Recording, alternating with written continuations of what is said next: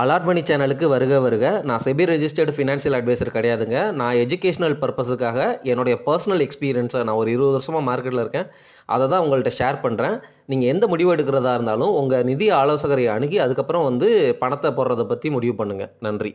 Allot மணி சேனலுக்கு வருக வருக. இந்த சேனலுக்கு இன்னும் நீங்கள் சப்ஸ்கிரைப் பண்ணலைன்னா தயவு செஞ்சு சப்ஸ்கிரைப் பண்ணிக்கோங்க. பெல் பட்டனையும் கிளிக் பண்ணிக்கோங்க.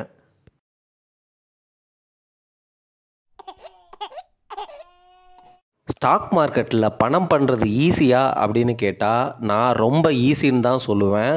ஸ்டாக் மார்க்கெட்டில் பல விதமாக நீங்கள் பணம் சம்பாதிக்கலாம். பல விதமானா லாங் டேர்ம் இன்வெஸ்டிங்குள்ளேயே பல ஸ்ட்ராட்டஜிஸ் இருக்குது, பல ரகசியங்கள் இருக்குது.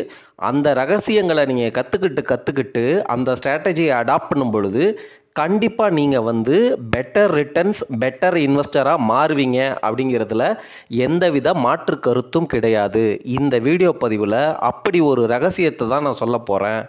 இந்த ஸ்டெப்ஸை நீங்கள் ஒன் பை ஒன்னாக ஃபாலோ பண்ணுங்கள். ரொம்ப ஈஸியான ஸ்டெப்ஸு. நீங்கள் பிகினராக இருந்தால் கூட இந்த ஸ்டெப்பு மூலமாக ஈஸியாக ஸ்டாக் மார்க்கெட்டில் பணம் சம்பாதிக்கலாம். அதுவும் நீங்கள் டைரக்ட் ஸ்டாக் இன்வெஸ்டிங் பண்ணிகிட்ருக்கிறீங்க ஆல்ரெடி அப்படின்னா மட்டும்தான் இந்த ரகசியம் உங்களுக்கு ஒர்க் அவுட் ஆகும். அதாவது என்னென்னா, நீங்கள் ஆல்ரெடி டைரெக்டாக ஸ்டாக்ஸ்லாம் நான் வாங்கி வச்சுட்டு லாங் டர்மாக வெயிட் பண்ண தயாராக இருக்கிறேன், நான் ஆல்ரெடி சில ஸ்டாக்ஸ் எல்லாம் என்னுடைய போர்ட்ஃபோலியோவில் வாங்கி வச்சுருக்கிறேன் அப்படிங்கிற மாதிரி இன்வெஸ்டராக இருந்தால் உங்களுக்கு இந்த ஸ்ட்ராட்டஜி கண்டிப்பாக ஒர்க் அவுட் ஆகும். சரி, ஸ்ட்ராட்டஜியோடைய ஸ்டெப்ஸை ஒன் பை ஒன்னாக பார்த்துடலாம். ஆனால் இந்த ஸ்டெப்பில் எஃபிஷியன்சியை இம்ப்ரூவ் பண்ணுறது அல்லது ரிஃபைன்மெண்ட் பண்ணுறது எப்படி அப்படிங்கிறத கடைசியில் நான் சொல்கிறேன். அந்த பாயிண்ட்டையும் கேட்டு போங்க. அப்போ தான் உங்களுடைய ரிட்டர்ன்ஸை நீங்கள் மேக்ஸிமைஸ் பண்ண முடியும். இந்த வீடியோ பதிவில் நான் பங்குச்சந்தை ரகசியம் சொல்கிறேன்னு தான் ஆரம்பிச்சிருக்கேன். கண்டிப்பாக அதை சொல்ல போகிறேன். ஆனால் அதுக்கு முன்னாடி சில அடிப்படை உண்மைகளை நம்ம புரிஞ்சுக்கணும். ஒன்று, நம்ம ஸ்டாக் மார்க்கெட்டிங் இன்வெஸ்டிங்க்கு கண்டிப்பாக வந்தே ஆகணும். எல்லா ரீட்டைல் இன்வெஸ்டர்ஸும் ஸ்டாக்ஸ் கண்டிப்பாக வாங்கணும் அப்படின்னு தான் நான் பர்சனலாக சொல்லுவேன். ஆனால் அந்த ஸ்டாக் மார்க்கெட்டிங் இன்வெஸ்டிங்கில் நம்ம பண்ணுற தவறுகளால் மட்டுமே தான் நம்ம நம்மளுடைய பணத்தை இழக்கிறோம்.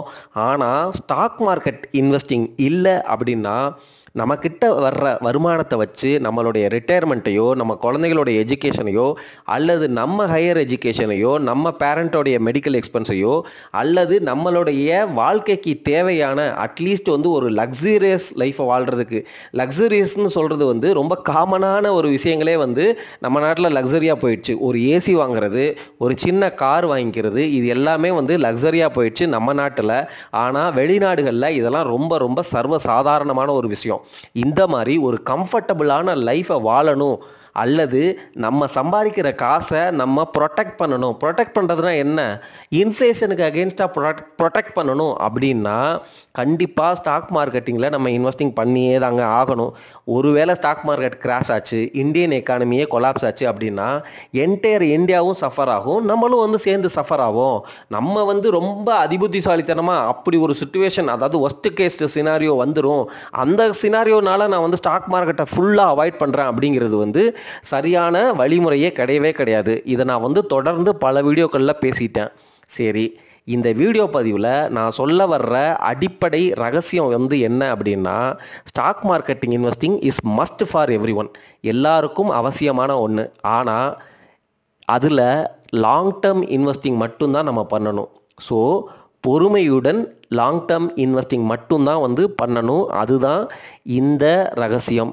இந்த ரகசியத்தை நான் ஸ்டெப் பை ஸ்டெப்பாக சொல்கிறேன். அதனுடைய எஃபிஷியன்சி ஸ்டெப்பு முடிஞ்சதுக்கப்புறம் இந்த ஸ்டெப்ஸில் எப்படி ரிஃபைன்மெண்ட்டு, எஃபிஷியன்சியை இம்ப்ரூவ் பண்ணுறது அப்படிங்கிறத பின்னாடி கடைசியில் நான் உங்கள்கிட்ட சொல்கிறேன். அதையும் முழுசாக கேட்டுருங்க. இந்த ஸ்டெப்ஸை யார் ஃபாலோ பண்ணலாம் அப்படின்னு கேட்டிங்கன்னா, டைரெக்டாக நீங்கள் ஸ்டாக் ஆல்ரெடி வாங்கி வச்சுருக்கிறீங்க, நான் டைரெக்டாக தான் ஸ்டாக் வாங்குகிறேன், ஆனாலும் எனக்கு பெருசாலாம் நாலேஜ் கிடையாது, சும்மா மார்க்கெட்டில் நிறைய யூடியூப் வீடியோஸ் பார்த்துட்டு அல்லது இந்த பிபிஐ ரேஷியோ இந்த மாதிரி பேசிக் லெவல் செக் பண்ணிவிட்டு எனக்கு இருக்கிற கன்விக்ஷனை வச்சு நான் இன்வெஸ்ட் பண்ணுறேன், ஆனால் டைரெக்டாக தான் நான் ஸ்டாக் வாங்கிட்டு இருக்கிறேன் அப்படின்னு சொல்கிற டைரக்ட் ஸ்டாக் இன்வெஸ்டிங் பிகினருக்கான ரகசியம் தான் இந்த ரகசியம். இந்த ரகசியத்தை நான் ஸ்டெப் பை ஸ்டெப்பாக ஃபஸ்ட்டு என்ன, செகண்ட் என்ன அப்படிங்கிறத சொல்லிடுறேன். 4 ஸ்டெப்பில் ஈஸியாக முடிச்சிடலாம். இதுலேயே நீங்கள் இந்த ரகசியத்தை புரிஞ்சுப்பீங்க. ரகசியம் ரகசியம்னு ஓவர் ஹைப் கொடுக்குறியடா அப்படின்னு நீங்கள் கேட்குற மைண்டு வாய்ஸ் எனக்கு நல்லாவே கேட்குது. எப்படி குங்ஃபு பாண்டா படத்தில் கடைசியில் அந்த சீக்ரெட் இன்க்ரெடியன்ட் என்ன அப்படின்னா ஒன்றுமே இல்லை அப்படின்னு அந்த குங்ஃபு பாண்டா கிட்ட அவங்க ஃபாதர் சொல்லும் பொழுது அப்படின்னு ஃபீல் பண்ணுள்ள ஒரு பாண்டா, அதே மாதிரி தான் இந்த ரகசியமும் உங்களுக்கு கேட்டதுக்கப்புறம் இருக்கலாம். ஆனால் இதுதான் உண்மை, இதுதான் நிதர்சன உண்மை அப்படிங்கிறத நீங்கள் புரிஞ்சுக்கணும். பாயிண்ட் நம்பர் 1, லாங் டேர்ம் இன்வெஸ்ட்மெண்ட்டில் பேஷண்ட்டாக இருக்கணும். அதுதான் ஸ்டெப்பு 1. 2, லாங் டேர்ம் இன்வெஸ்டிங் நீங்கள் பண்ணணுன்னா நீங்கள் வாங்குகிற டைரக்ட் ஸ்டாக்கு 20 வருஷம் கழிச்சும் கண்டிப்பாக இருக்கணும். சரிங்களா? அப்போது ஒரு கம்பெனி 20 வருஷம் கழித்து இருக்குமா இருக்காதா அப்படின்னு தெரிஞ்சுக்கணும்ல. இப்போது இன்ஃபோசிஸ் இருக்குமா? கண்டிப்பாக இருக்கும். ஐடிசி இருக்குமா? கண்டிப்பாக இருக்கும். HUL இருக்குமா? கண்டிப்பாக இருக்கும். ஐசிஐசிஐ பேங்க் இருக்குமா? கண்டிப்பாக இருக்கும். HDFC பேங்க் இருக்குமா? கண்டிப்பாக இருக்கும். இப்போ சொன்ன நேம்ஸ் எல்லாமே ரொம்ப ரொம்ப நல்ல லார்ஜ் கேப் ஸ்டாக்ஸு. அப்போ லார்ஜ் கேப் மட்டும்தான் வாங்க சொல்கிறியா அப்படிங்கிறதெல்லாம் கிடையவே கிடையாது. எந்த கம்பெனி உங்களுக்கு 20 வருஷம் கழிச்சும் இருக்கும் அப்படின்னு தெரியுதோ அந்த கம்பெனியுடைய டைரக்ட் ஸ்டாக்கை வாங்கினா மட்டும்தான் நம்ம லாங் டேர்ம் இன்வெஸ்டிங்கில் பேஷண்ட்டாக வெயிட் பண்ண முடியும். அதுதான் இதனுடைய அடிப்படை. அப்போது அந்த மாதிரி ஸ்டாக்ஸை நமக்கு எப்படி பிக் பண்ணுறது அல்லது நம்ம எப்படி கண்டுபிடிக்கிறது அப்படின்னா, நம்ம குவாலிட்டி இல்லாத ஜங்க் ஸ்டாக்ஸை வாங்குறத அவாய்ட் பண்ணணும். அதுக்குத்தான் நான் என்ன சொல்கிறேன் அப்படின்னா, நிஃப்டி 100 இண்டெக்ஸ் அல்லது நிஃப்டி 150. நீங்கள் 100க்கு மேலே போகும்போது எக்ஸ்ட்ரா ரிஸ்க் எடுக்கிறீங்க அப்படிங்கிறத புரிஞ்சுக்கோங்க. சரி, நான் நிஃப்டி 100லே வச்சுக்கிறேன். நிஃப்டி 100ன்னு வச்சாலே அதில் 100 ஸ்டாக்ஸ் இருக்குதுன்னு அர்த்தம். உங்களுக்கு உங்கள் போர்ட்ஃபோலியோவில் எத்தனை ஸ்டாக்ஸ் வைக்கணும்னு நீங்கள் நினைக்கிறீங்க? 30 ஸ்டாக்கு, 40 ஸ்டாக்கு, இல்லை 50 ஸ்டாக்கே இருக்கட்டும், அல்லது 100 ஸ்டாக்கே நீங்கள் வாங்குறதாவே வச்சுக்குவோம். உங்களுடைய போர்ட்ஃபோலியோவில் நிஃப்டி 100ல் உள்ள 100 ஸ்டாக்கை மட்டும்தான் நான் வாங்குவேன் அப்படின்னு முடிவெடுங்க. அப்போவே நீங்கள் சூப்பரான ஒரு குவாலிட்டி சர்க்கிளை நீங்கள் வரைஞ்சிட்டீங்க அப்படின்னு அர்த்தம். அதாவது நான் நிஃப்டி 100க்கு உள்ள நிஃப்டி 100 இண்டெக்ஸுக்கு உள்ள பங்குகளை மட்டும்தான் வாங்குவேன் அப்படின்னு நீங்கள் முடிவெடுக்கும் பொழுதே நீங்கள் ஜங்க் ஸ்டாக்கெல்லாம் அவாய்ட் பண்ணிடுறீங்க. அந்த சர்க்கிளில் மேபி குவாலிட்டியான நல்ல ஸ்டாக்ஸும் வேறு இருக்கலாமா இருக்கும். ஆனால் நீங்கள் பெரும்பாலும் தவறுகளை தவிர்த்துடுறீங்க. ரொம்ப டூ மச்சாலாம் யோசிக்காதீங்க. ரீட்டைல் இன்வெஸ்டராக இருக்கீங்களா? நிஃப்டி 100க்குள்ளே உள்ள 100 ஸ்டாக்கில் இருந்து நான் ஒரு 50 ஸ்டாக் எடுத்துக்கிறேன் அல்லது 40 ஸ்டாக் எடுத்துக்கிறேன்னு வச்சுக்கோங்க. உங்கள் போர்ட்ஃபோலியோவில் 40 ஸ்டாக் வைக்க போகிறதா நீங்கள் முடிவு எடுத்துட்டீங்க. சரியா? இதுதான் 2வது ஸ்டெப்பு. இந்த 2வது ஸ்டெப்பில் ஒரு சூப்பரான எஃபிஷியன்சி இம்ப்ரூவ்மெண்ட் இருக்குது. அதை பின்னாடி சொல்கிறேன். ஏன் அந்த எஃபிஷியன்சி இம்ப்ரூவ்மெண்ட் பாயிண்ட்டு இம்பார்ட்டண்ட் அப்படிங்கிறதையும் நீங்கள் கடைசியில் உணர்ந்துக்குவீங்க. ஸோ 2வது ஸ்டெப்பு நிஃப்டி 100 இண்டெக்ஸ்க்குள்ளே உள்ள 100 பங்குகளில் இருந்து மட்டும்தான் நான் டைரக்ட் ஸ்டாக் இன்வெஸ்டிங் பண்ணுவேன் அப்படிங்கிறது தான் 2வது ஸ்டெப்பு.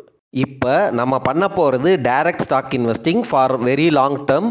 அதுவும் இந்த 100 ஸ்டாக்குள்ளே உள்ள பங்குகளை மட்டும்தான் வாங்க போகிறோன்னு முடிவு எடுத்துட்டோம். ஆனால் வாங்க போகிறோன்னு முடிவு எடுத்த உடனேயே நீங்கள் உடனே போய் எல்லா ஸ்டாக்கையும் வாங்கணுங்கிறது அவசியமே கிடையாது. நீங்கள் வீடியோக்களை தொடர்ந்து கேட்டுக்கிட்டே வந்தீங்கன்னா அந்த மார்க்கெட்டினுடைய கிளைமேட் என்ன அப்படிங்கிறது புரிஞ்சிடும் உங்களுக்கு.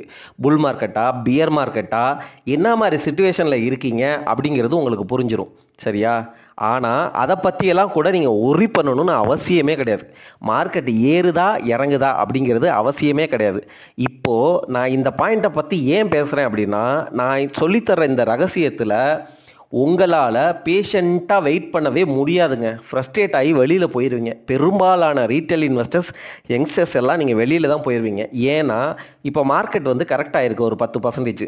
அடுத்து என்ன நடக்கும் அப்படின்னா, டைம் கரெக்ஷன்னு சொல்லிட்டு உங்களை போட்டு பாடாக படுத்துவாங்க. அல்லது இன்னும் ஒரு 10% உடஞ்சி மார்க்கெட் எங்கேயுமே போகாது. எல்லா ஸ்டாக்கும் பார்த்தீங்கன்னு வச்சுக்கோங்களேன், ஒரு மைனூட் ரேஞ்சுக்குள்ளே மேலே ஏறும் கீழே இறங்கும், மேலே ஏறும் கீழே இறங்கும் அப்படின்னு சொல்லிட்டு உங்களுக்கு ரிட்டர்னே கிடைக்காது. அந்த மாதிரி ஃப்ரஸ்ட்ரேட்டிங் என்விரான்மெண்ட்டை தான் மார்க்கெட் கொடுக்க போகிறதா பலரும் ப்ரெடிக்ட் பண்ணியிருக்கிறாங்க. அதை தான் நம்மளும் சொல்லிக்கிட்டே இருக்கிறோம் தொடர்ந்து. மிட் கேப்பும் ஸ்மால் கேப்பும் நிறையா வேல்யூவேஷனில் இருக்குது.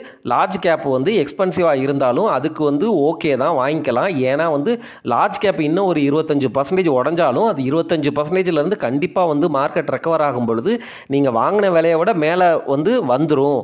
அந்த மாதிரி பர்ஸ்பெக்டிவில் தான் நம்ம தொடர்ந்து பேசிகிட்டே இருக்கிறோம். 2023 2025ல் மார்க்கெட் வந்து இன்னும் ஒரு 10% இங்கே இருந்து, அதாவது 23,500க்கு மேலே போகிற மாதிரி உங்களுக்கு தெரிஞ்சாலும் 23,500க்கு கீழே வரும் அப்படிங்கிறது தான் என்னுடைய இன்ஸ்டிங் சொல்லுது அப்படின்லாம் நம்ம வீடியோ போட்டுட்டோம். அதே மாதிரி 23,500க்கு கீழே தான் வந்து இன்றைக்கெல்லாம் இருக்குது. அதாவது 10 February சரிங்களா, நைட் ரெக்கார்ட் பண்ணிகிட்டு இருக்கேன். ஸோ 9 February அன்னைக்கு பார்த்தீங்க அப்படின்னா 23,500 உடச்சி தான் கீழே இருக்குது. நான் வந்து சொல்லித்தர ரகசியத்தில் நான் இப்போ எதுக்கு சைட் ட்ராக் ஓட்டிகிட்ருக்கேன் அப்படின்னு கேட்டிங்க அப்படின்னா, இப்போ வரப்போகிற மார்க்கெட் கண்டிஷனில் உங்களால் ஈஸியான அப்ரோச்சுன்னு சொன்னியேடா இவ்வளோ காம்ப்ளிகேட்டடாக இருக்கேன்னு நீங்கள் ஃபீல் பண்ணுவீங்க. நான் சொன்னது ஸ்டெப்ஸு வந்து ரொம்ப ரொம்ப ஈஸி தான். பங்குச்சந்தையில் பணம் சம்பாதிக்கிறது ரொம்ப ரொம்ப ஈஸி. ஆனால் என்ன நடக்குது அப்படின்னா, உங்கள்கிட்ட ஃபோக்கஸ் கிடையாது. ரொம்ப டூ மச்சாக ஈஸியாக வந்து டிஸ்ட்ராக்ட் ஆகிடுறீங்க. ஸ்பெக்குலேஷனை ஈஸியாக நம்புறீங்க. அதுவும் இல்லாமல் உங்களுடைய எமோஷன் வந்து சூப்பராகவே ப்ளே அவுட் ஆகுது. Fear of missing out, anxiety, இது எல்லாமே சூப்பராக வந்து ப்ளே அவுட் ஆகுது. அதே போல் வந்து அதெல்லாம் வந்து நான் மீறிட்டு ஒரு ஸ்டாக் வச்சுருக்கேன் அப்படின்னாலும் அது ஜங்க் ஸ்டாக்காக இருக்குது. ஸோ இதெல்லாம் நீங்கள் வந்து அவாய்ட் பண்ணுறதுக்காக தான் நான் தொடர்ந்து பல வீடியோக்களில் பேசிக்கிட்டே இருக்கிறேன் சரிங்களா. சரி, இந்த ரகசியத்துக்கு நான் திருப்பி வர்றதுக்கு முன்னாடி லாஸ்ட் சம்மரி லைன் வந்து என்ன அப்படின்னா, இப்போ இருக்கிற மார்க்கெட் கண்டிஷனில் உங்களுடைய பொறுமை, லாங் டேர்ம் இன்வெஸ்டிங்னு நான் ஃபஸ்ட்டு ஸ்டெப்பு சொன்னதோடைய அர்த்தத்தை புரிஞ்சுக்கோங்க. 10 வருஷம் 20 வருஷம் சரிங்களா. இன்றைக்கி தேதியிலேருந்து 10 வருஷங்கிறது நீங்கள் இமேஜின் பண்ணணும். நீங்கள் யங்ஸ்டராக இருந்தீங்கன்னா உங்களுக்கு மேரேஜ் ஆகி குழந்தை பிறந்து அப்போ தான் வந்து நீங்கள் வந்து ஒரு ப்ரொமோஷன், ஒரு 2 ப்ரொமோஷன் வாங்கி இருப்பீங்க, புரியுதுங்களா. அல்லது நீங்கள் 30 வயசில் இருக்கீங்க அப்படின்னா 40 வயசுக்கு வந்து வர்ற டைமு அப்படின்னு அர்த்தம். அது 10 வருஷம். அந்த 10 வருஷம் தானே அப்படின்னு யோசித்தாலும் கிடையாது. அந்த 10 வருஷம் வர்ற சமயத்துலையும் மார்க்கெட் வந்து உங்களை இன்னும் ஒரு 5 வருஷம் 7 வருஷம் வெயிட் பண்ண வைக்கலாம், புரியுதுங்களா. ஸோ 20 வருஷம் அப்படிங்கிறது ஒரு நல்ல சைக்கிள். அந்த 20 வருஷத்தில் இந்தியா வந்து ஸ்டில் டெவலப்பிங் எக்கானமி தான். நம்ம வந்து இன்னும் யூஎஸ் அளவுக்குலாம் வளரல. நம்மளுடைய இந்தியாவுடைய ஜிடிபி கிட்டத்தட்ட ஒரு கம்பெனியோடைய மார்க்கெட் கேப்பு மாதிரியே தான் இந்தியாவுடைய ஜிடிபியும். அந்த ஜிடிபி வந்து நம்ம இருக்கிற 140 கோடி மக்கள் தொகைக்கு, நம்ம பண்ணுற உற்பத்திக்கு இன்னும் ஃபாஸ்ட்டாக வந்து ரேப்பிடாக ட்ரில்லியன்ஸ் ஆஃப் டாலரை வந்து நம்ம ஆட் பண்ண போகிறோம் நம்ம ஜிடிபிக்குள்ளே. அப்போ ஜிடிபிக்குள்ளே நம்ம வந்து ஆட் பண்ண போகிறோம் அப்படின்னா அந்த ரிஃப்ளெக்ஷன் வந்து ஸ்டாக் மார்க்கெட்டில் நடந்தே தான் ஆகணும். ஸோ மேக்ரோ லெவலில் இன்னும் 20 வருஷத்துக்கு இந்தியா நல்லா தான் பண்ண போகுது அப்படிங்கிற அந்த ப்ராபபிலிட்டி ரொம்ப ஹையாக இருக்கிறதா தான் என்னுடைய இன்ஸ்டிங்க்ட்டும் நான் வந்து படித்ததும் சொல்லுது. ஸோ அந்த மேக்ரோ சிச்சுவேஷனை வந்து அடிப்படையாக வச்சுக்கிட்டு நம்ம இந்த ஸ்டாக் மார்க்கெட்டில் டைரக்ட் ஸ்டாக் இன்வெஸ்டிங் பண்ணுறதுக்கு வர்றோம். ஏன்னா மியூச்சுவல் ஃபண்டு நீங்கள் போனீங்க அப்படின்னா அங்கே ஒரு எக்ஸ்பென்ஸ் ரேஷியோ கொடுக்கணும். இண்டெக்ஸ் இன்வெஸ்டிங் போனீங்க அப்படின்னா அங்கே ஒரு எக்ஸ்பென்ஸ் ரேஷியோ கொடுக்கணும். மியூச்சுவல் ஃபண்டில் வந்து எந்த ஃபண்டு நல்லா பண்ணுன்னு தெரியாது. அந்த ஃபண்டு மேனேஜர் வந்து சப்போஸ் வந்து உள்ளுக்குள்ளே வந்து உள்குத்து போட்டு சைடில் காசை வாங்கிட்டு அவர் வந்து அவருக்கு பிடிச்ச ஸ்டாக்ஸை வாங்குறாருன்னு வச்சுக்கோங்க, பெரும்பாலும் பண்ண மாட்டார். 90% ஆஃப் த அமௌண்ட் வந்து கரெக்டாக பண்ணுவாராமல் இருக்கும். ஒரு 5% அல்லது 2% ஆஃப் த அமௌண்ட் வந்து சும்மா அவருடைய பர்சனல் ஹாபிக்காக வந்து சைட் ட்ராக் ஓட்டினார்னு வச்சுக்கோங்க. அதெல்லாம் நமக்கு தெரியவே தெரியாது. ஏன்னா அந்த மாதிரி ஸ்கேம்ஸும் வந்து வந்துக்கிட்டே இருக்குது. அது மட்டும் இல்லாமல் உங்களுக்கு 2% 1.5%லாம் வருஷம் சாப்பிட்ருவாங்க, புரியுதுங்களா. அது வந்து மிகப்பெரிய அமௌண்ட்டு. இண்டெக்ஸ் இன்வெஸ்டிங் அப்படின்னு போனால் இண்டெக்ஸ் இன்வெஸ்டிங்கில் வந்து என்ன மாதிரி ரூலை செட் பண்ணி வச்சுருக்கிறாங்க. ஜொமேட்டோ மாதிரி கம்பெனியெல்லாம் வந்து உள்ளே இருக்குது. நான் போடுற காசு ஜொமேட்டோவுக்கு அதிகமாக அலோகேட் ஆகுது. எனக்கு ஆனால் ஜொமேட்டோ பிடிக்காது. ரீசன் வந்து என்னென்னா அந்த கம்பெனியில் ஏகப்பட்ட கடன் இருக்குது. அந்த கம்பெனி ஜஸ்ட்டு வந்து 100% ஃப்ரீ ஃப்ளோட்டு ஸ்டாக்காக இருக்கிறதுனால அந்த இண்டெக்ஸ் ரூலில் அப்படி ஒரு ஃப்ளா இருக்கிறதுனால அந்த ஸ்டாக்கெல்லாம் மேலே வந்திருக்கு. அதே போல் தான் பப்ளிக் செக்டர் கம்பெனிஸும் நமக்கு பிடிக்காது அப்படின்னு சொல்லியிருக்கிறோம். அதே போல் இண்டெக்ஸுக்குள்ளே வந்து பார்த்திங்க அப்படின்னா இப்போ ட்ரெண்ட் மாதிரி கம்பெனிகள்லாம் வந்து பார்த்தீங்கன்னு வச்சுக்கோங்களேன் 100 PE கிட்ட இருக்குது. ஸோ இந்த மாதிரி தவறுகளை, இந்த மாதிரி எக்ஸ்பென்சஸை நம்ம குறைக்கிறோம் இந்த டைரக்ட் ஸ்டாக் இன்வெஸ்டிங்கில். அதனால் வந்து வர்ற பலனை கண்டிப்பாக வந்து நம்ம அடைவோம். ஏன்னா இதெல்லாம் வந்து உங்களுக்கே டைரெக்டாக தெரியுது. நீங்கள் 2%க்கு மேலே வந்து ஈஸியாக வந்து எக்ஸ்பென்ஸ் ரேஷியோலே சேவ் பண்ணுறீங்க. ஹை PE ஸ்டாக்ஸை அவாய்ட் பண்ணுறது மூலமாக நீங்கள் அதுலேயும் வந்து ஒரு நல்ல வேல்யூவேஷன் ஜோனில் வந்து நல்ல பொருட்களாக வாங்குறீங்க அப்படிங்கிறது தான் அர்த்தம். அந்த ஹை PE ஸ்டாக்ஸை தொடவே கூடாதுன்னெலாம் இல்லை. அந்த மார்க்கெட் சைக்கிளில் டைட்டனுக்கு ட்ரெண்டுக்குன்னு ஒரு சைக்கிள் வரும். இன்னும் ஒரு 4 வருஷம் கழிச்சு வரும், இல்லை ஒரு 5 வருஷம் கழிச்சு வரும். அந்த சுச்சுவேஷனில் டைட்டனோட வேல்யூவேஷன் கம்மியாக இருக்கும் பொழுது எல்லாரும் சொல்லுவாங்க, அவ்வளோதான் டைட்டன் அழிஞ்சு போச்சு, 25 ரூபாய்க்கு வந்து வாங்கின ஸ்டாக்கு 2500 7000லாம் போயிட்டு இப்போ மறுபடியும் பாருங்கள் வெறும் 60 ரூபாய்க்கு வந்துருச்சு, இந்த ஸ்டாக்கு இனிமேல் வரவே வராது, போட்டவங்க எல்லாம் வந்து தலையில் வெள்ளத்துண்டு போயிட்டாங்க அப்படின்னு சொல்லி அந்த ஸ்டாக்கை வந்து ஓட்டுற காலமும் வரும். அந்த காலத்தில் கன்விக்ஷனோட உள்ளே இறங்கணும். சரிங்களா? அதுக்காக நான் கன்விக்ஷனோட உள்ளே இறங்குறேன்னு சொல்லிட்டு சுஸ்லான் எனர்ஜி இப்போ நீங்கள் போய் பல்காக வாங்கினீங்கன்னு வச்சுக்கோங்களேன், அதெல்லாம் ஒன்றுமே சொல்கிறதுக்கு இல்லை. டைட்டன் வந்து இண்டெக்ஸ்குள்ளே நம்ம குவாலிட்டி சர்க்கிள்குள்ளே வந்த பங்கு. சுஸ்லான் எனர்ஜி அப்படிங்கிறது நம்ம குவாலிட்டி சர்க்கிள்குள்ளேயே இல்லாத பங்கு. சுஸ்லான் எனர்ஜி காசை வந்து ஏகப்பட்ட பேர் வந்து லாஸ் பண்ணி அந்த கம்பெனியே வந்து ஒரு பென்னி ஸ்டாக்காக மாறி ஏகப்பட்ட பேர் பணத்தை இழந்தது தான் வரலாறு. அது உங்களுக்கும் நல்லாவே தெரியும். ஆனால் அந்த கம்பெனி இப்போ ரிவைவ் ஆகுது அப்படிங்கிறது உண்மையாக கூட இருக்கலாம். சரிங்களா? உண்மைதான், ரிவைவ் ஆகுது. அது வந்து நல்ல வேல்யூவேஷனில் இருக்குது. இப்போ போய் பார்த்தா 50Pயில் இருக்குது. ஏன்னா வந்து சோலார் எனர்ஜி, விண்ட் எனர்ஜிலாம் நல்லா இருக்குது அப்படின்னு சொல்லிட்டு இருக்கிறாங்க. ஆனால் நீங்கள் உண்மையிலுமேயே நல்ல யோசனை உள்ளவராக இருந்தால், அப்படி நான் உங்களை சொல்லக்கூடாது, தவறு. நான் என்னுடைய பர்சனலாக நான் வந்து என்ன யோசிக்கிறேன் அப்படின்னா, நான் சுஸ்லான் எனர்ஜி மாதிரி கம்பெனியில் ஏகப்பட்ட பேர் வந்து லாஸ் ஆகி போயிட்டாயா, அந்த கம்பெனி இனிமேல் ரெக்கவர் ஆகி அது வந்து பெரிய ரிட்டர்னை கொடுக்க போதா? ஆல்ரெடி தோத்த டாகி, அது 20 வருஷமாக வந்து ஏகப்பட்ட பேரை நாசம் பண்ணிட்டு போன கம்பெனி திருப்பியும் வந்து 25 வருஷம் கழிச்சிட்டு நான் வந்து நல்லவன் அப்படின்னு சொல்லிட்டு மேலே ஏறினா, நீ கொடுக்குற அந்த சுஸ்லான் எனர்ஜி மாதிரி ஸ்டாக்கில் இருந்து வர்ற இன்கம் எனக்கு வேணாம், அப்படியே அது பெரிய ஸ்டாக்காகவே இருந்துட்டு போகுது, என்னோடய ஸ்ட்ராட்டஜிக்கு அந்த ஸ்டாக்கு வேணாம், அது இல்லாமல் நான் குவாலிட்டியாக நல்ல ப்ரொமோட்டர் நல்ல எத்திக்கல் உள்ள கம்பெனியாக நான் பிடிச்சிக்கிறேன், அது மூலமாக நான் சம்பாரிச்சுக்கிறேன் அப்படின்னு யோசிக்கிறவராக இருந்தால் தான் நீங்கள் நல்ல இன்வெஸ்டராக மாறுறீங்க அப்படிங்கிறது என்னுடைய பர்சனலான கருத்துங்க. End of the day Suzlon Energy வந்து கொடுக்குமா இருக்கும். ஆனால் அந்த கொடுக்கறதுக்கான ப்ராபபிலிட்டி, ஏங்க இப்படிலாம் என்னை பேச வைக்கிறீங்க, தயவு செஞ்சு சுஸ்லான் மாதிரி எனர்ஜி மாதிரி கம்பெனிக்குள்ளே நான் போட மாட்டேன் அப்படிங்கிற அந்த ஃபண்டமெண்டலுக்கான கோர் பிரின்சிபல் உங்களுக்கு புரிஞ்சிருச்சுல்ல, நான் என்ன சொல்ல வரேன்னு புரிஞ்சிருச்சுல்ல.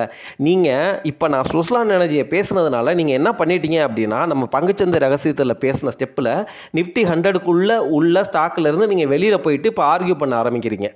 உங்களுக்கு புரியுதுங்களா? நீங்கள் உங்களை வந்து ஒரு சர்க்கிள்குள்ளே ட்ராப் பண்ணிகிட்டே வாங்க. நீங்கள் எப்போல்லாம் வந்து எக்ஸப்ஷன் எடுக்கணும் அப்படின்னா, உங்களுடைய பேஸு ஃபண்டமெண்டல் வீடெல்லாம் கட்டிக்கங்க, பெயிண்டெல்லாம் அடிச்சுக்கங்க. அதுக்கப்புறம் வந்து டெக்கரேட் பண்ணுறதுக்காக ஒரு சின்ன ஒரு போர்ஷனை ஒரு 500 1000 சுஸ்லான் எனர்ஜியில் போட்டு பெட் எடுக்கணும்னா அது எடுங்க. That is a different story, different strategy all together. ஆனால் உங்களுடைய பங்குச்சந்தையிலேருந்து வர்ற வருமானம் இந்த மாதிரி ரகசியத்தில் மூலமாக இன்வெஸ்ட் பண்ணால் தான் வரும் அப்படிங்கிறத புரிஞ்சுக்கோங்க. இந்த ரகசியத்தில் லாங் டேர்ம் இன்வெஸ்டிங்காக 100 ஸ்டாக்குகளை பிடிக்கிறோம். அந்த 100 ஸ்டாக்குகளை ஈஸியாக பிடிக்கிறதுக்கு நிஃப்டி 100 அப்படிங்கிற இண்டெக்ஸை வந்து நம்ம எடுத்துட்டோம். இந்த நிஃப்டி இண்டெக்ஸ் 100க்கு பதிலாக வேறு எப்படி 100 ஸ்டாக்ஸை எடுக்கிறது அப்படிங்கிறத நான் வந்து கடைசியில் சொல்கிறேன். இந்த 100 ஸ்டாக்குகளில் வந்து நம்ம ஹை வேல்யூவேஷன் இருக்கிற ஸ்டாக்கில் இன்வெஸ்ட் பண்ண போகிறது கிடையாது, பப்ளிக் செக்டர் கம்பெனிஸில் இன்வெஸ்ட் பண்ண போகிறது கிடையாது.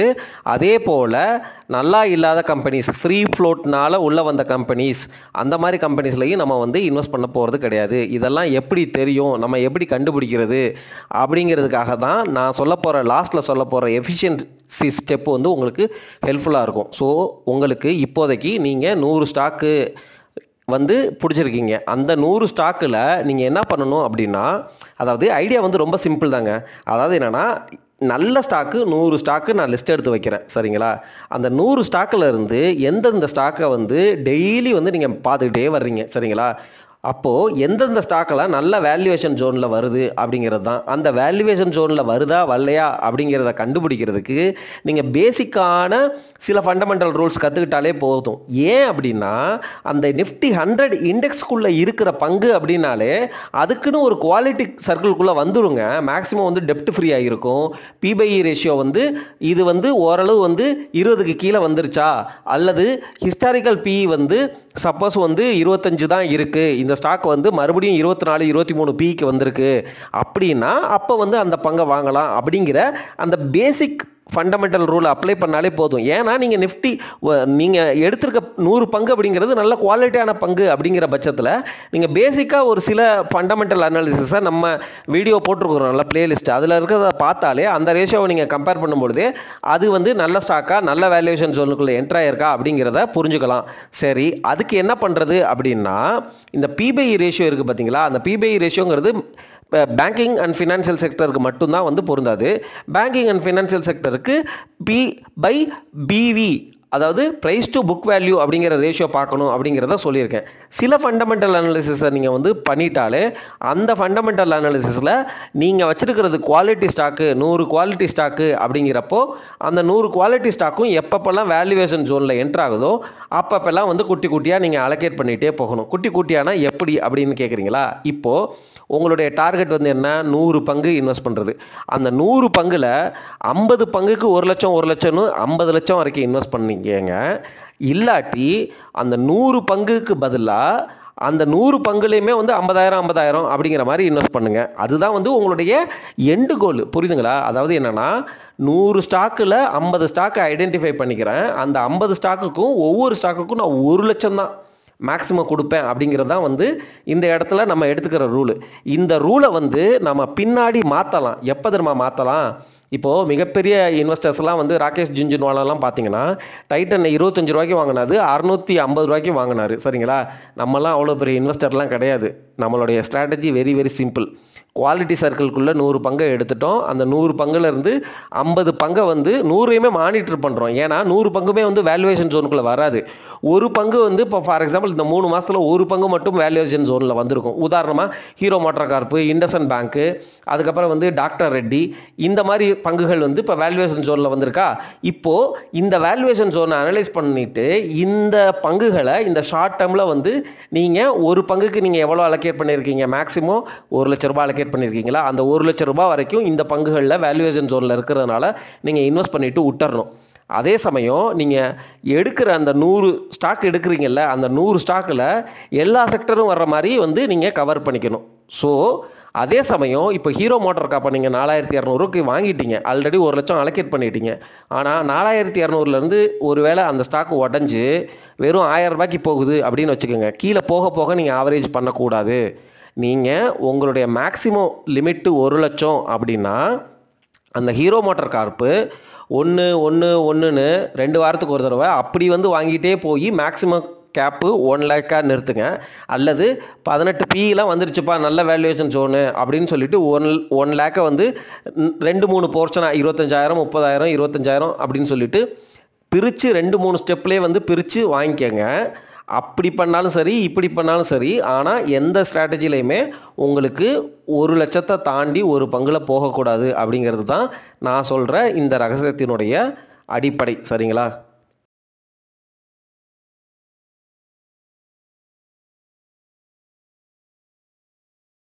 உங்களுக்கு 50 ஸ்டாக்கெல்லாம் வந்து 100 ஸ்டாக்கில் 50 ஸ்டாக் எடுக்கிறது ரொம்ப அதிகமாக தோணுது அப்படின்னு வந்து யோசிக்கிறவராக இருந்தால் 30 ஸ்டாக் எடுத்துக்கோங்க. அந்த 30 ஸ்டாக்குக்கும் வந்து நீங்கள் சப்போஸ் 50 லட்சம் அப்படிங்கிறது உங்களுடைய மேக்ஸிமம் லிமிட் அப்படின்னா 50 லட்சத்தை வந்து 30 ஸ்டாக்கால் டிவைட் பண்ணி 1 எவ்வளோ லேக்ஸ் வருதோ அதுதான் வந்து மேக்ஸிமம் ஒரு ஸ்டாக்குக்கு அலோகேட் பண்ணிக்கோங்க. வேல்யூவேஷன் ஜோன் கண்டுபிடிக்கிறது எப்படி அப்படின்னா வந்து பிபிஐ ரேஷியோ எப்படி பார்க்குறதுன்னு நம்ம சொல்லி கொடுத்துருக்குறோம். அதுவும் உங்களுக்கு புரியலைன்னா அட்லீஸ்ட் வந்து இந்த ஸ்டாக்கெல்லாம் வந்து நீங்கள் ப்ரைஸ் சார்ட்டை பாருங்கள். போய் ப்ரைஸ் சார்ட்னா உங்களுக்கு புரியுதுங்களா? அந்த ஸ்டாக் ப்ரைஸ் அப்படின்னு போட்டிங்கன்னா அது என்னைக்கு ஆரம்பிச்சிச்சோ அன்னையிலேருந்து அப்படியே மேலே வந்து கீழே இறங்கும். புரியுதுங்களா? நீங்கள் எப்போவுமே மேல் நோக்கி அந்த சார்ட் இருக்கிற சமயத்தில் போய் வாங்கக்கூடாது அப்படின்னு வந்து புரிஞ்சுக்கோங்க. அட்லீஸ்ட் வந்து 52 வீக் லோ அப்படின்னு வந்து சொல்லுவாங்க. அதாவது என்னென்னா அந்த ஒரு வருஷத்துலேயே நீங்கள் வாங்குகிற ப்ரைஸு அப்படிங்கிறது வந்து அதுதான் வந்து கம்மியான ப்ரைஸு அப்படிங்கிற மாதிரி வந்து ஒரு இண்டிகேட்டர் சொல்லுவாங்க. அந்த டெக்னிக்கல் இண்டிகேட்டர்லாம் விட்டுருங்க. ஃபார் எக்ஸாம்பிள் வந்து இப்போ கொரோனாவுக்கு முன்னாடி வந்து ஒரு ஸ்டாக்கினுடைய விலை 100 ரூபாய் இருக்குன்னு வச்சுக்கோங்க. அது இப்போ 1000 ரூபா போயிடுச்சு. 1000 ரூபா போயிட்டு 52 வீக் லோ அப்படின்னு சொல்லிட்டு 900 ஸ்டாக்கில் நீங்கள் வந்து வாங்குனீங்க அப்படின்னா அங்கேயும் உங்களுக்கு லாஸ் வர சான்ஸ் இருக்குது. அதாவது இந்த ஸ்ட்ராட்டஜி வந்து இந்த ஒரு குயிக் டிப்பு நான் எதுக்கு கொடுத்துக்கிறேன் அப்படின்னா, பல பேருக்கு வந்து அந்த ஃபண்டமெண்டல் அனாலிசிஸே புரியாது. அவங்களுக்காக வந்து சொல்கிற பாயிண்ட்டு நான் என்ன சொல்ல வர்றேன் அப்படின்னா, இப்போ 100 ரூபாயில் இருக்கிற பங்கு 1000 ரூபாய் போயிடுச்சு அப்படின்னா கண்டிப்பாக வந்து இந்த ஏறுமுகத்தில் நீங்கள் இன்வெஸ்ட் பண்ணக்கூடாது. ஆனால் 1000 ரூபாய் போனது திருப்பி உடஞ்சி வரும். எவ்வளோக்கு வரும்? 900க்கு வரும், 800க்கு வரும், 650க்கு வரும்.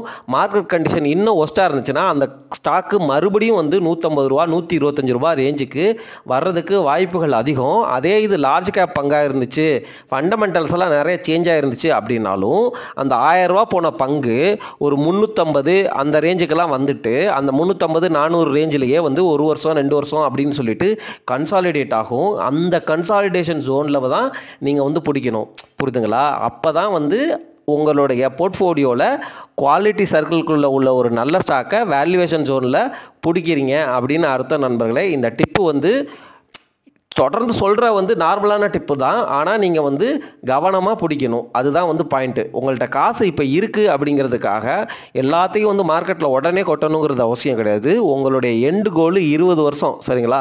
அந்த 20 வருஷத்துக்குள்ளே நீங்கள் இந்த குவாலிட்டியான 30 ஸ்டாக்கையோ 50 ஸ்டாக்கையோ நீங்கள் ஒன்று பில்டு பண்ணிகிட்டே வர்றீங்க.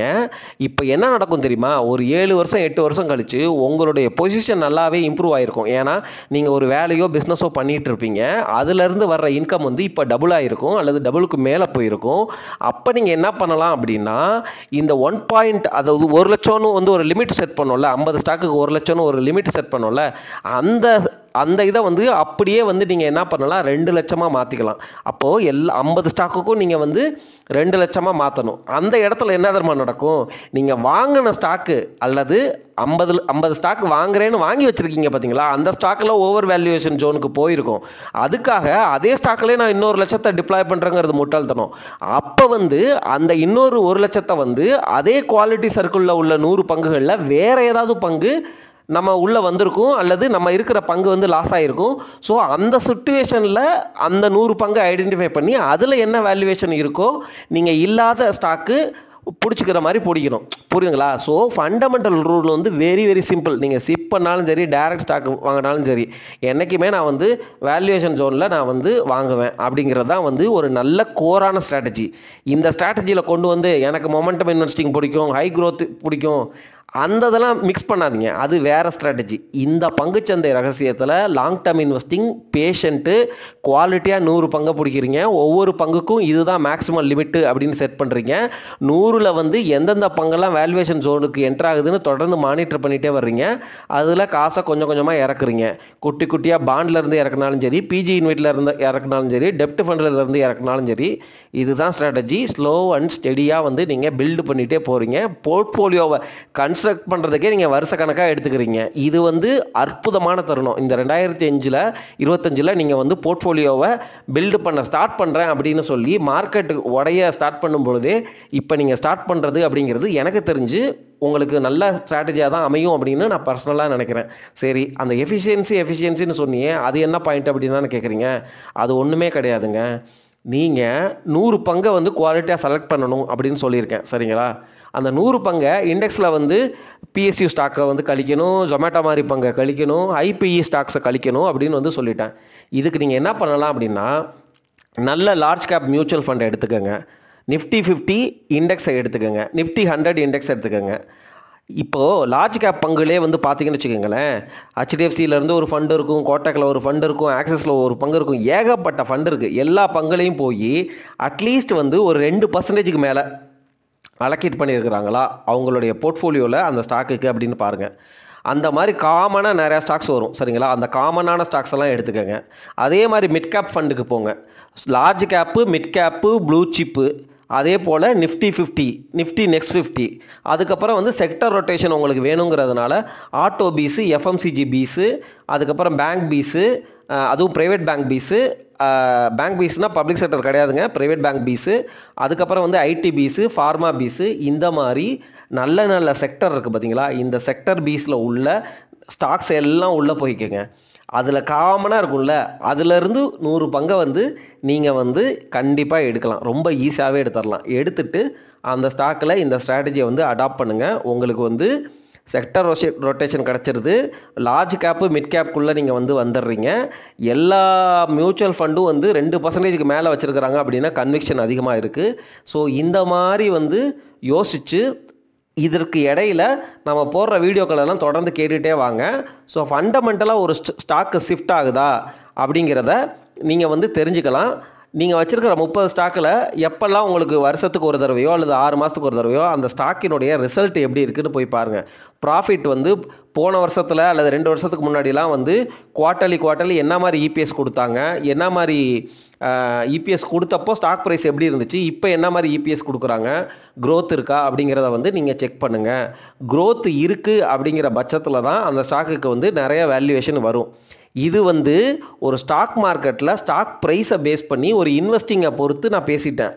இது இல்லாமல் நீங்கள் வந்து அந்த டாப் லெவல் அனாலிசிஸில் அந்த கம்பெனி என்ன பண்ணுறாங்க, 20 வருஷம் கழிச்சு இருப்பாங்களா, அந்த ப்ராடக்ட் உங்களுக்கு பிடிக்குதா, அந்த சர்வீஸ் உங்களுக்கு பிடிக்குதா, அந்த சர்வீஸ் வந்து கண்டிப்பாக எல்லா மக்களுக்கும் தேவையான சர்வீஸ் தானா, இந்த மாதிரி எல்லாமும் கொஞ்சம் யோசிச்சு நீங்கள் வந்து முடிவெடுக்கும் பொழுது நீங்கள் வந்து நல்ல நிதானமான மெச்சூர்டு இன்வெஸ்டராக மாறுவீங்க அப்படிங்கிறதுல எந்த வித கருத்தும் கிடையாது. இது ரொம்ப லென்த்தியான ஸ்பீச்சு தான் எனக்கு தெரியும். இது உண்மையிலுமே உங்களுக்கு இந்த மாதிரி லென்த்து ஸ்பீச்சு பெனிஃபிஷியலாக இருந்துச்சு, நான் கேட்குறதுக்கு ரெடி தான் அப்படின்னா தயவு செஞ்சு லைக் பண்ணுங்கள், கமெண்ட்டில் வந்து இதே மாதிரி வீடியோ போடுங்க அப்படின்னு வந்து ஒரு 2 வார்த்தை சொல்லுங்கள். நான் கண்டிப்பாக வந்து இதே மாதிரி லென்த்தியான வீடியோ போடுறேன். இந்த வீடியோ வந்து ஒரு பரிச்சார்த்த முயற்சி தான், புரியுதுங்களா? இதுதான் ஐ திங்க் நான் போட்டதுலேயே லென்த்தியான வீடியோன்னு நினைக்கிறேன். அதாவது ஸ்பீச், புரியுதுங்களா? நான் ஒன்றும் பெருசாலாம் பிபிடியில் வச்சுக்க போகிறது கிடையாது. இந்த ஸ்பீச் உங்களுக்கு பிடிச்சிருக்குன்னா சொல்லுங்கள், இதே மாதிரி லென்த்தியாக ரெக்கார்ட் பண்ணி போடுறேன். இல்லைப்பா என்னாலாம் கேட்க முடியாது, 5 நிமிஷத்தில் போடு, இதே ஷார்ட் அண்ட் ஸ்வீட்டாக சொல்லு அப்படின்னா ஷார்ட் அண்ட் ஸ்வீட்டாக சொல்கிறேன். ஆனால் அந்த கான்டெக்ஸ்டெல்லாம் உங்களுக்கு போய் சேருதா அப்படிங்கிறத அந்த பயமும் அந்த பயத்தினால வர்ற புலம்பலும் தான் இந்த மாதிரி வந்து வீடியோ கருத்துக்கள். ஏன்னா லைவில் வந்து நீங்கள் கேட்குற கொஸ்டினை பொறுத்தே வந்து நமக்கு புரியுது, க்ளீனாக புரியுது. நம்ம சொல்கிறோம், நம்ம கான்டெக்ஸ்ட் சொல்கிறோம், அது எல்லாமே வந்து சரியாக வந்து ரீச் ஆகலை அப்படிங்கிற ஃபீலிங் தான் எனக்கு கிடைக்குது. நன்றி.